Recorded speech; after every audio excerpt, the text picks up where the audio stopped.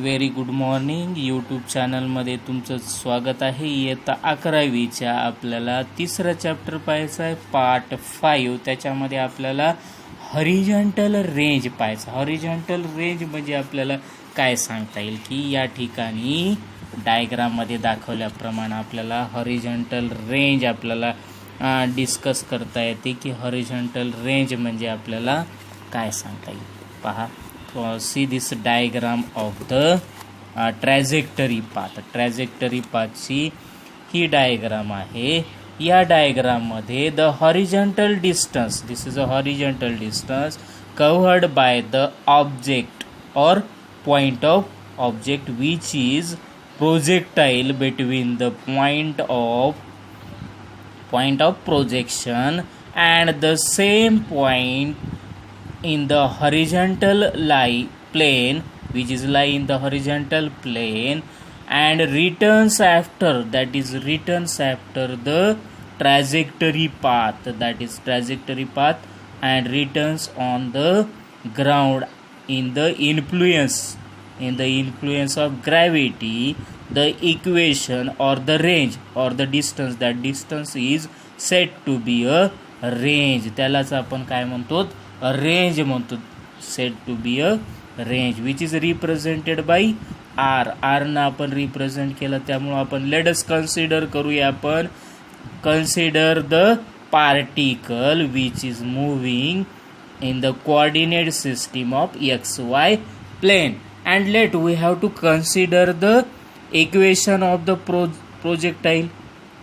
Equation of प्रोजेक्टाईलचं equations काय, y equal to this equation, y equal to, we have to calculated last equation of the parabola. That equation is nothing but y equal to x tan alpha minus 1 by 2 gx square v0 square cos square alpha. This equation is a equation of the parabola. आणि हे ट्रॅजेक्टरीचं equations आपल्याला काय करायचं आहे, या इक्वेशनमध्ये consider करायचं. Let what is the definition of the horizontal range. Horizontal रेंजची डेफिनेशन काय सांगता येते की the horizontal distance covered by the projectile between the point of projection and the point on the same horizontal plane to which the projectile returns after moving along its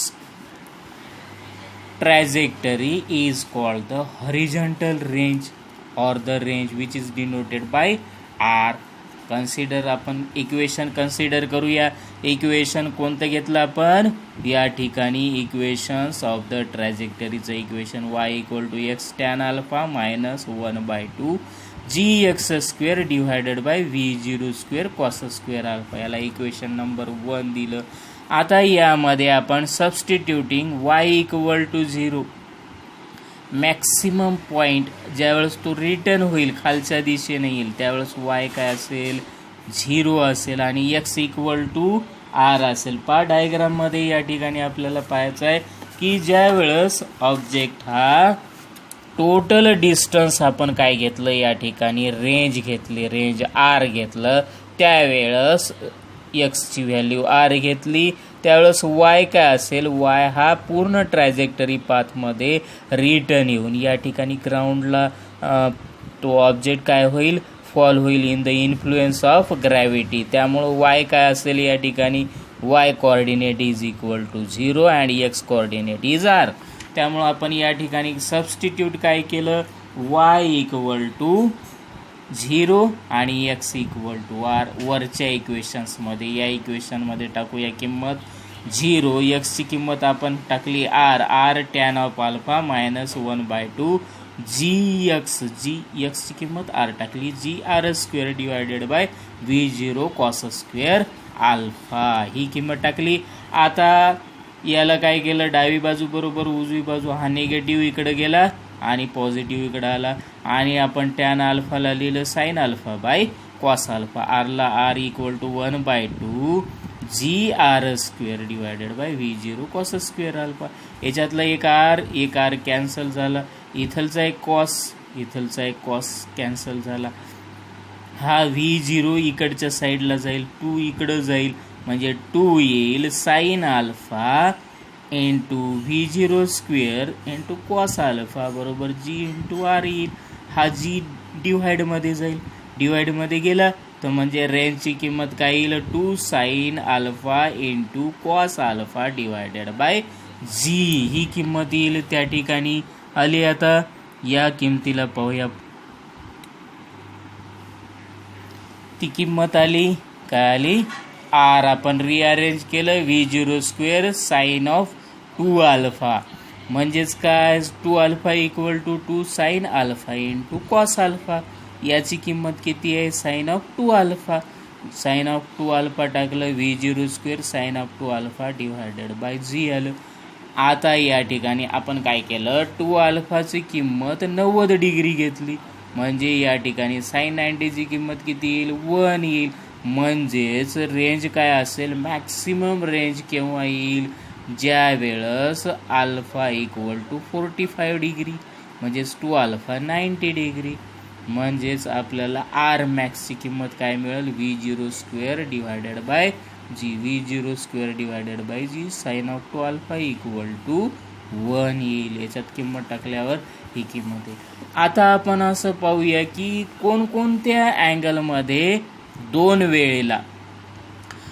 वेळेला की range सारखीच असू शकेल.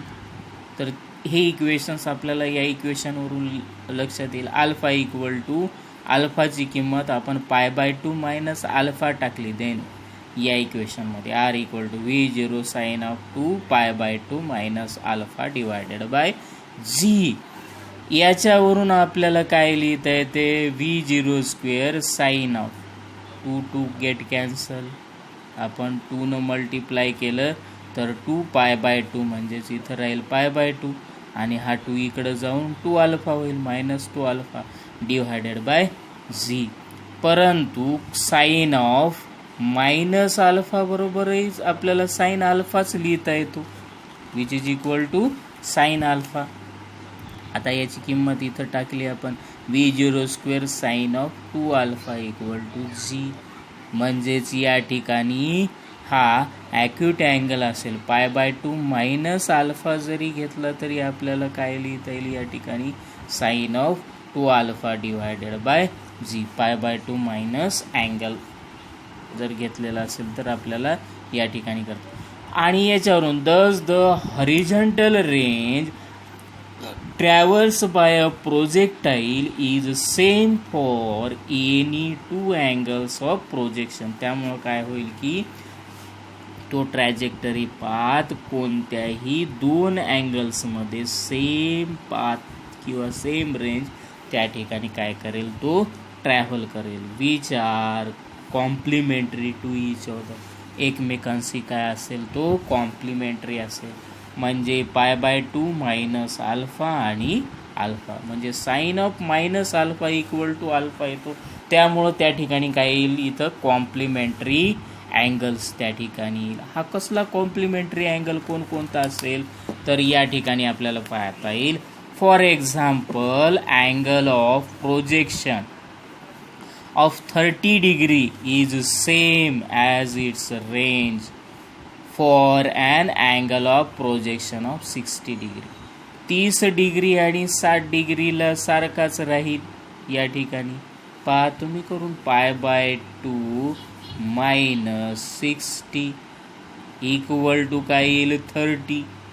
60 आणि 30 आले दोन्ही अल्फाची किंमत आली π/2. 90 मायनस 60 म्हणजे 30. 30 आणि 60ला काय येईल सेम रेंज येईल π/2 मायनस 20 डिग्री. 90 मायनस 20 90मधून 20 गेलं की मग काय राहील 70. 70 डिग्री आणि 20 डिग्री सारखंच राहील. लक्षात तुमच्या या अँगलमध्ये आपण काय केलेलं आहे की π/2 मायनस अल्फा घेतला. This is a complementary angles. This complementary angle suppose आपण अल्फा इक्वल टू काय घेतला 30 डिग्री घेतला. तेव्हा 30 डिग्री घेतला तर याच्यामध्ये किंमत टाका π/2 म्हणजे 90 मायनस 30 इक्वल टू 60 डिग्री. म्हणजे हे दोन काय झाले, this two angles are complementary angles. So we have to know, that is we have to written. Thus, the horizontal range traversed by a projectile is same for any two angles of projection which are complementary to each other. That is the complementary angle. For example, projection of 30 degree is the same as its range for an angle of projection of 60 degree. म्हणजे 30 degree जर आपण alpha घेतला तर 90 minus 30 म्हणजे 60 degree. हे दोन्ही काय झाले, एकमेकांचे कॉम्प्लिमेंटरी झाले. तसंच आपण इथं 20 डिग्री घेतला, 20 डिग्री हे बघा इथं या डायग्राममध्ये दाखवल्याप्रमाणे 30 डिग्री, हा 30 डिग्री या ठिकाणी आला आणि हा 60 डिग्री या ठिकाणी आला. म्हणून या दोघांची रेंज काय राहील, सारखीच राहील. Range is same. For example, angle of projection of 30 degree is same as its range for an angle of projection of 60 degree, provided the velocity of projection is same in both case. दोन्हीच्या वेळेस काय राहायला पाहिजे, या ठिकाणी projection velocity स्थिर किंवा तीच असायला पाहिजे, कॉन्स्टंट असायला पाहिजे. त्यावेळेस काय होईल, याचं 30 डिग्रीचं प्रोजेक्शन आणि याचं 60 डिग्रीचं प्रोजेक्शन ज्या ठिकाणी फॉलोअप होईल ती रेंज काय असेल, आर रेंज इज सेम. त्याला कॉम्प्लिमेंटरी अँगल्स असं म्हणतात, complementary angles of the projection. तसे कॉम्प्लिमेंटरी अँगल्स किती आहेत, 30 आहे, 60 आहे, 20 आहे, 70 आहे. ठीक आहे ना. म्हणजे या पद्धतीनं आपल्याला काय करता येतात, अल्फा π/2 मायनस अल्फा या पद्धतीनं काढता येते. सपोज आपण अल्फाची किंमत 20 डिग्री ठेवली, 20 डिग्री ठेवली तर दुसरा कॉम्प्लिमेंटरी काय येईल, 90 मायनस 20 म्हणजेच किती येईल, 70 डिग्री. म्हणजे 20 डिग्री आणि 70 डिग्री. दुसरा जर आपण हा 70 डिग्री काढला, असा 70 डिग्रीचा अँगल काढला तर हा 70 डिग्रीचा अँगल कसा येईल, या ठिकाणी 20 डिग्रीला आहे. 70 degree is equal to 20 degree. Hello, these two angles are complementary angle. This 70 degree and 20 degree complementary angle. 30 degree and 60 degree are complementary angle. तसंच 45 डिग्री आपण अल्फाची किंमत टाकली, alpha equal to 45, 90 minus 45 equal to 45 म्हणजे 45चा complementary angle 45 येईल. या पद्धतीनं आपल्याला कॉम्प्लिमेंटरी अँगल्स या ठिकाणी आपल्याला काढता येतात आणि या पद्धतीनं आपल्याला हॉरिझॉन्टल रेंजचे इक्वेशन्स आपल्याला फाइंड आउट करता येते. आणि आता पुढचं जे काही इक्वेशन्स आपल्याला पाहायचं आहे तर हेच वरचं जे हॉरिझॉन्टल रेंजचं इक्वेशन आहे हे इक्वेशन दुसऱ्या पद्धतीनं आपल्याला कसं काढता येईल ती पद्धत मी तुम्हाला अगोदर सांगत होतो. तर दुसरी पद्धत कशी आहे की हॉरिझॉन्टल रेंज म्हणजे काय लिहिता येते, horizontal velocity into time of flight लिहिता येते. Total time of flight capital T न लिहितो. हॉरिझॉन्टल व्हेलॉसिटी काय लिहिलेली आहे, v0 cos alpha, R equal to v0 cos alpha T ना आपल्याला त्याला रिप्रेझेंट करतो. आता आपल्याला टोटल टाइम ऑफ फ्लाईट कसा लिहिता येते, total time of flight T equal to 2v0 sine alpha divided by G. Total time of flight याची किंमत रेंजमध्ये टाकू, आर इक्वल टू हे झाली व्हेलॉसिटी आणि हे झाला time. Total time of v0 cos alpha into 2v0 sine alpha divided by G. 2v0 square sine alpha cos alpha म्हणजे sine of 2 alpha, v0 square sine of 2 alpha divided by G. या पद्धतीनं सुद्धा तुम्हाला काय करता येते, range तुम्हाला काढता येते.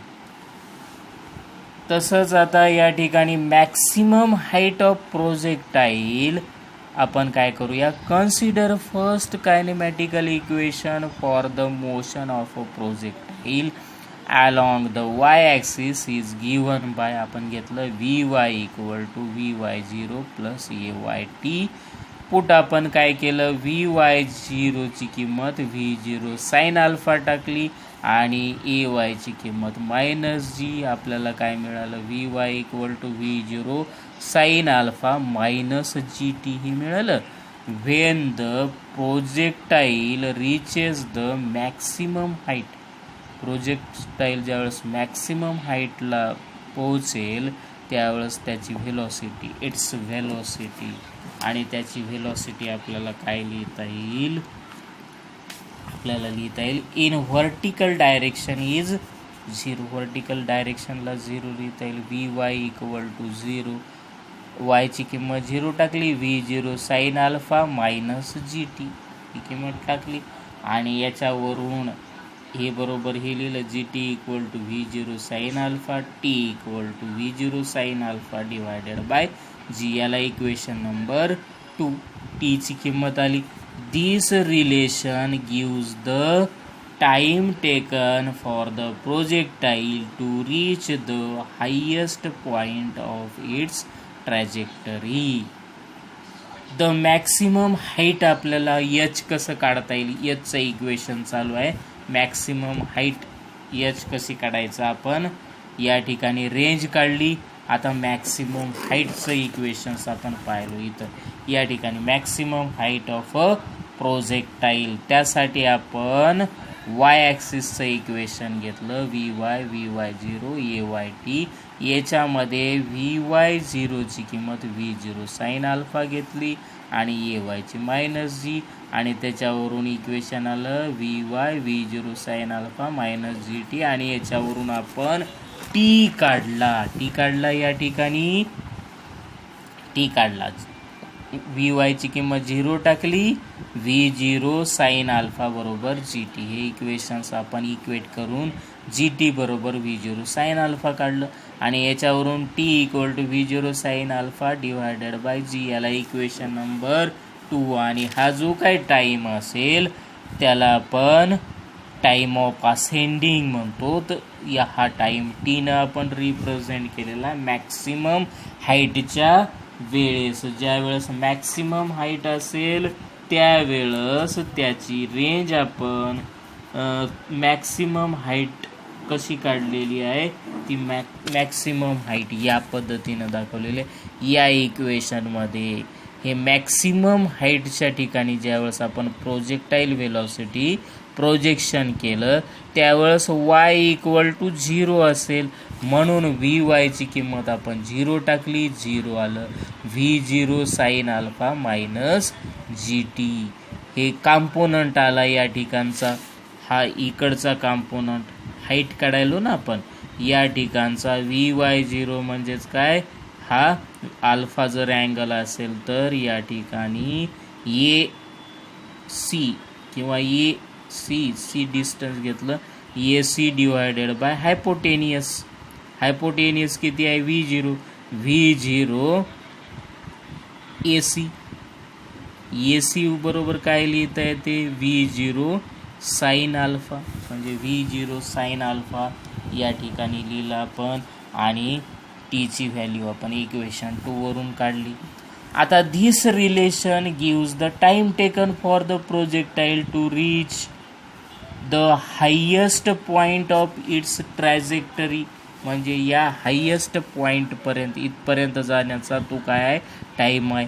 याला टाईम ऑफ असेंडिंग म्हणलं. अगोदरच्या इक्वेशनमध्ये अगोदरच्या पार्टमध्ये तुम्हाला सांगितलं हा झाला TA आणि हा झाला TD, descending time ascending time. हा असेंडिंग टाईम झाला की ज्यावेळेस हा मॅक्सिमम हाईटपर्यंत जाईल. आपल्याला काय काढायचं आहे, maximum height of the projectile काढायचं आहे. त्यामुळं आपण हे इक्वेशन्स कन्सिडर केलं. T ची किंमत आलेली आहे. आता या मॅक्सिमम हाईटच्या इक्वेशनमध्ये आपल्याला सेकंड कायनेमॅटिकल इक्वेशन घ्यायचं, y equal to V0 sine alpha T -1/2 GT square. U T plus half G T square. U काय येईल या ठिकाणी, U is nothing but V0 sine alpha. Initial velocity along Y direction, Y component हा आला V0 sine alpha T minus 1/2 G T square equation 2. आणि वायची किंमत आपण H टाकली व्हर्टिकल डायरेक्शनमध्ये, म्हणून एच आली. H equal to V0 sine alpha T minus 1/2 G T square. आता याची टीची व्हॅल्यू आपण या इक्वेशनवरून टीची व्हॅल्यू टाकूया V0 साइन अल्फा इंटू टीची किंमत V0 sine alpha divided by G minus 1/2 G T स्क्वेअरची किंमत काय आली, V0 sine square alpha divided by G आली.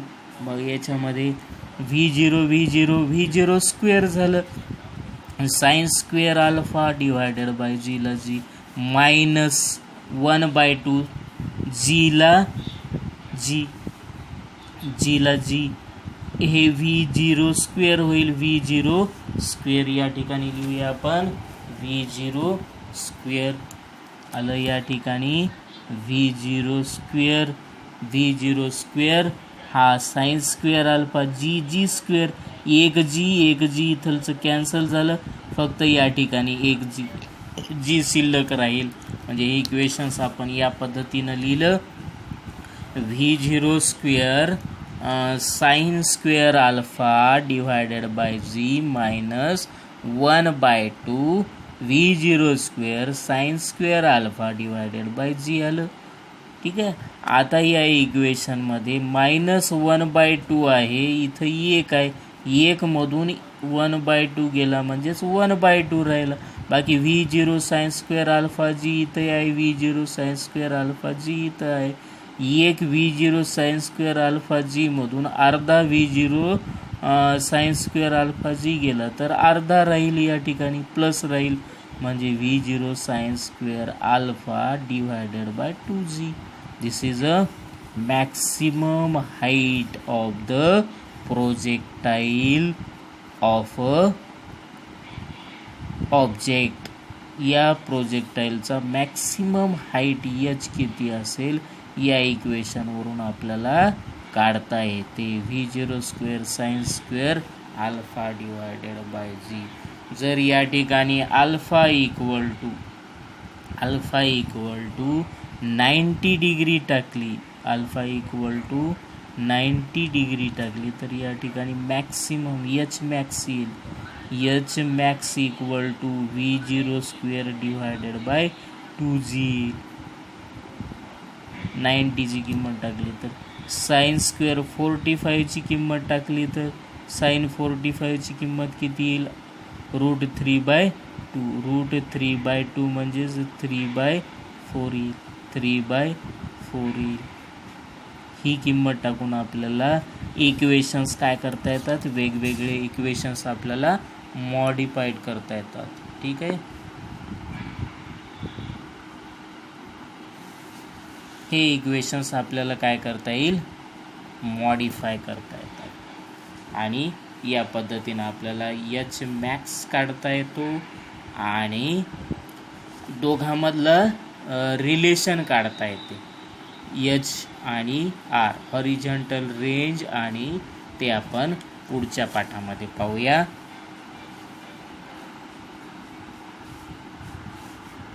थँक्यू.